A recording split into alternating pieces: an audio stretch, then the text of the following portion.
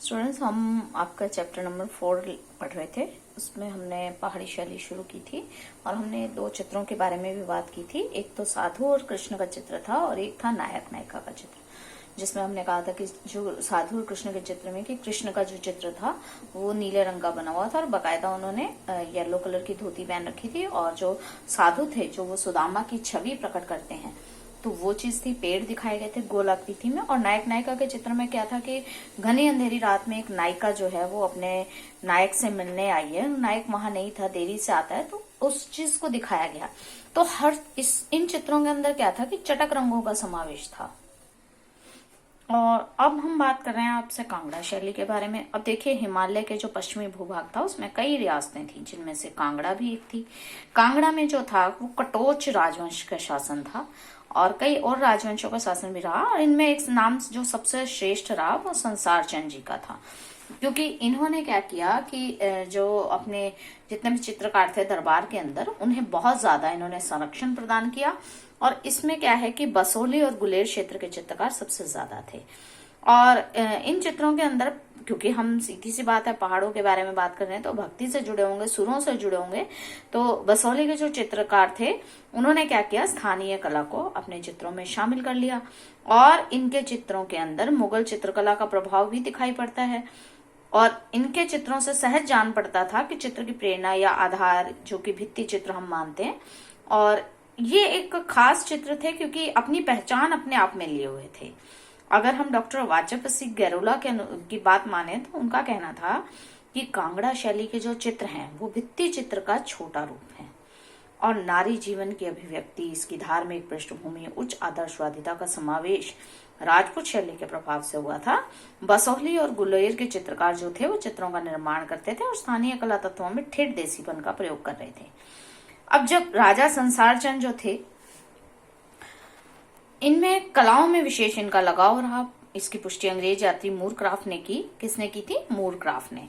और उसने अपने संस्मरण में कहा कि राजा संसार चंद के दरबार में इस समय के कई चित्रकार कार्य कर रहे थे। और इसमें जैसा कि हमने बात की कि मूरक्राफ्ट ने कहा, उसने कहा कि राजा को चित्रकला से बहुत प्रेम था, चित्रों का एक विशाल संग्रह था उसके पास। और इन चित्रकारों में थे गुलेर, नूरपुर, तीरा, सुजानपुर और नादौन। कई बार एक क्वेश्चन आ जाता है कि कांगड़ा शैली के कुछ चित्रकारों के नाम बताएं, तो आप वहां पे ये नाम बता सकते हैं, गुलेर, नूरपुर, तीरा, सुजानपुर और नादौन। और एक जो दो नाम और भी हैं कांगड़ा शैली के, जिन्हें इतना आप कहते हैं ना कि प्रशंसा के पात्र नहीं थे, तो वो हैं फत्तू, परखू और कुशन लाल। कांगड़ा में नैनसुख और उसके परिवार के चित्रकारों का भी योगदान था। ये सबसे इम्पोर्टेंट है कि कई बार ये पूछ रहे थे कि ऐसा कौन सा परिवार था जो कांगड़ा शैली से जुड़ा हुआ था, और जब परिवार की बात आएगी तो आप क्या लिखेंगे? नैनसुख और उसके परिवार का नाम। अब बात करते हैं अपन विषय की। तो जब हम पहाड़ों की बात करते हैं तो हम किसकी बात करेंगे? धर्म की। और ये लोग किस धर्म को मानते थे? वैष्णव धर्म को मानते थे। तो इनके जो चित्र थे या वैष्णव धर्म के प्रति उनकी जो आस्था थी, उसने क्या किया कि इन्हें कृष्ण और राधा को नायक के रूप में चित्रित किया। कृष्ण का श्रृंगार और लीलाओं का वर्णन चित्रों के माध्यम से हुआ। रामायण, हमीरठ, महाभारत, नल दमयंती, शिव पार्वती, ये चित्र इन्होंने सबसे ज्यादा बनाए। बिहारी और केशवदार की रचनाओं में इनके चित्र आपको विशेष रूप से दिखाई देंगे। इसमें एक चित्र है नायिका भेद का। अब श्रृंगार से रिलेटेड थे, भक्ति से रिलेटेड थे, तो एक चित्र बनाया इन्होंने नायिका चित्रण, जो कि खास रुचिपूर्ण रहा। इसमें इन्होंने जो नायिकाएं बनाई वो 8 प्रकार की थी। एक तो स्वाधीन पतिका, उत्कया उत्कंठिता, वासक सज्जा, अभिसंधिता, खंडिता और प्रोसित पतिका, विप्रलब्धा और अभिसारिका। और इनके कुछ चित्र आपको, जैसे 12 मासा की अगर हम बात करें तो 12 मासा के अंदर ही उसका जवाब है कि जिसमें 12 माह अर्थात अलग अलग ऋतुओं का समावेश होगा, मौसम का समावेश होगा। ऋतुएं आपको मालूम है, ग्रीष्म होती है, शरद होती है, वर्षा ऋतु होती है। तो इस प्रकार से आपके अलग अलग 6 की 6 ऋतुएं आएंगी, और उसके अंदर किस प्रकार से आकाश, प्रकृति के नजारे बदलते हैं, वो चीजें इसके अंदर आएंगी। और जब हम राग रागनी चित्र की बात करो तो राग रागनी चित्र में क्या है? अलग अलग स्वभाव दिखाए गए हैं। और रागिनी चित्र रागिनियों के मूल भाव से, जो आपको याद हो तो आपने अगर पढ़े हो तो हिंदी में राग जो हैं वो अपने जीवन के 9 राग बताए गए हैं। तो ऐसे ही राग हैं जो स्त्री और पुरुष के अंदर अलग अलग होते हैं। अब दरबारी और व्यक्ति चित्र भी बनाए गए। अब राजा ने बनवाया चित्र, तो राजा तो, अब दरबारी चित्र की बात करें तो क्या होता है कि जो राजा चित्र बनवाएगा तो वो अपना बनवाएगा, अगर रानी चित्र बनवा रही है तो भी अपना बनवाएगी। तो इस प्रकार से दरबार के अंदर जो अलग अलग ओहदे के व्यक्ति होते हैं वो क्या करते हैं, वो अपना व्यक्तिगत चित्रण बनाते हैं। तो इसमें क्या कह रहा है, राजशाही परिवार के सदस्यों के चित्र बने। तो और हर चित्र की हम विशेषता पढ़ते हैं। तो इन चित्रों की खासियत क्या थी कांगड़ा शैली के, कि एक तो नायिका और स्त्री स्वरूप को बहुत सुंदर से लयात्मक घुमाव और सुडोल बनाया गया। स्त्रियां बहुत अधिक भारी और थुथली ना होकर कृशकाय छरहरी थी, आंखें धनुषाकार, मुद्राओं और उंगलियों में लय और कमनीयता और बहुत ही सूक्ष्म विवरण था इनका। और इनकी जो चित्रकारी थी ना, ये मधुरता ली हुई थी। और मीनाकारी सबसे ज्यादा जो उसके अंदर आप ये देखिए कि सबसे जो कलाकृति इनकी ये थी कि एक तो ज्वेलरी, फिर उनकी वेशभूषा, हर चीज, और वस्त्रों की सलवटें, चेहरे की गले की गोलाई और आंखों के पास हल्की गहरी रंगत, सब चीजें सुकुमार कोमल अंकन के साथ प्रस्तुत की गई। और सबसे बड़ी बात, चित्रों में चारों तरफ हाशिए बने जो पतले और पट्टीनुमा है, लाल और पीले रंग सपाट रूप से भरे गए। हाशियों में टाकरी लिपि के आलेखन भी प्राप्त हुए।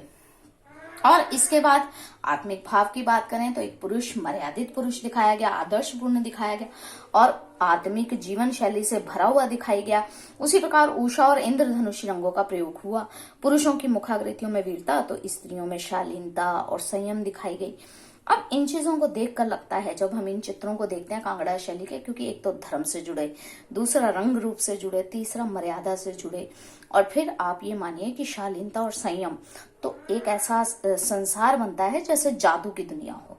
और परिधान की अगर आप बात करो तो पहाड़ी शैली में क्या पहनते हैं, लहंगा, कंचुकी और पारदर्शी दुपट्टे।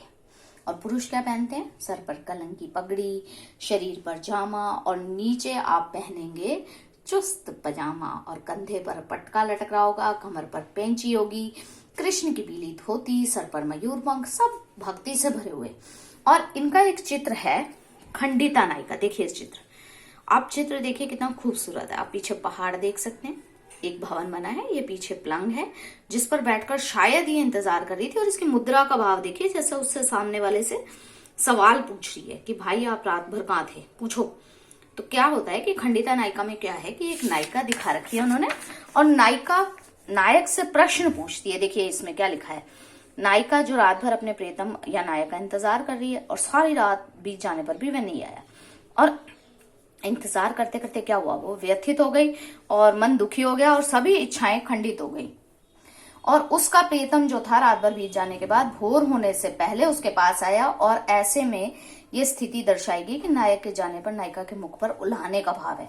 वो उससे कारण पूछती है और नायक की आंखों की लालिमा देखकर ये पता लगता है कि वह किसी और संगिनी के साथ, या अर्थात किसी और महिला के साथ रात बिता कर आया, और इस पर नाराजगी जताती है वो।